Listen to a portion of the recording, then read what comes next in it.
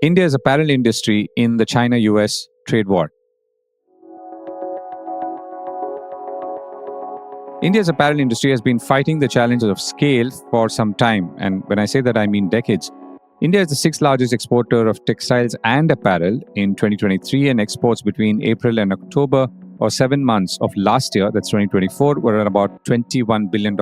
But the focus is really on the United States, to whom India's exports have slipped behind China, Vietnam, Bangladesh. Other countries like Indonesia and Cambodia are just behind India now.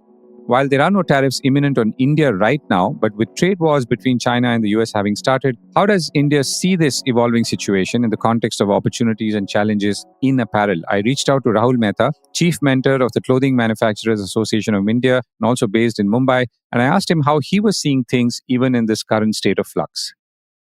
See, I think as of today, at least as far as the exporting segment is concerned, the industry is certainly looking at a very bright opportunity, not just from the tariff of US perspective, but also the current unsettled conditions in Bangladesh. That is also drawing a few customers away from Bangladesh and looking at India as a possible alternative source.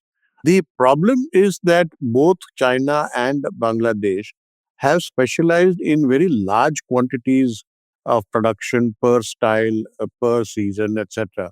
And as of today, frankly, other than very, very few exporters, India doesn't have the kind of capacity or the infrastructure to take real advantage of what the opportunity is providing. I have said in the past, somewhat caustically, that India never fails to miss the bus, to catch the bus. But again, I think this is what is going to happen. The opportunity is there, but I have a feeling that the countries like Vietnam, Cambodia, etc., are going to get a better advantage out of this. And for talking particularly about the American tariffs, I think this is the first step towards buyers trying to near shore their sourcing. When I say near source, trying to source from countries which are closer to the US, which gives them the dual advantage of A, shorter lead time, B, perhaps a lower freight cost. So I think these countries are going to get bigger advantage. Having said that, I think those who are hoping that the tariffs will only sort of impact countries like China and Bangladesh, I think that's a misnomer, because at some point of time, Trump will have to carry through his threat to India also.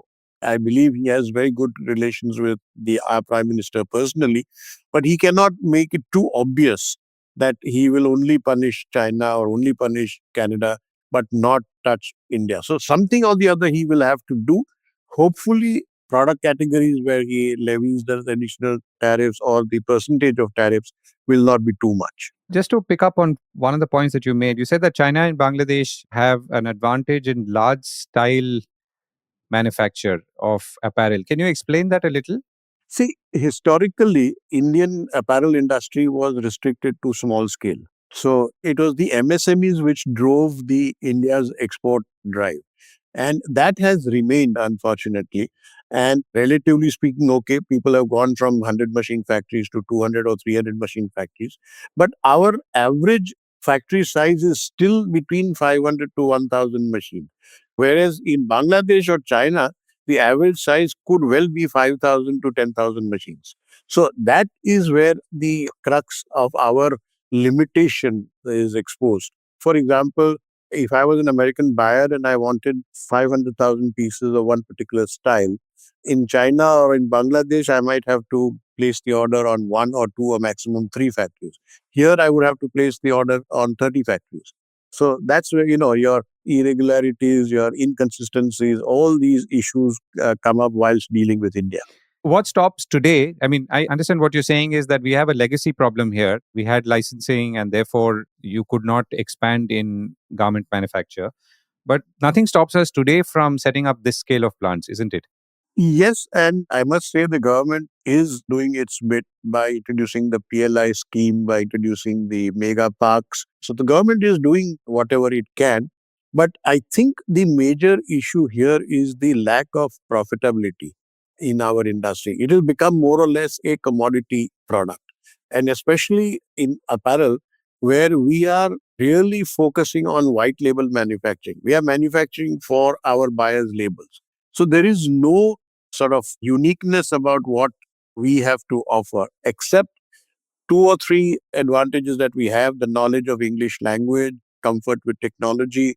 But the drive to really scale up our production, to set up 10,000 machine factories and so on, that is missing because the fear that it is not really profitable, number one.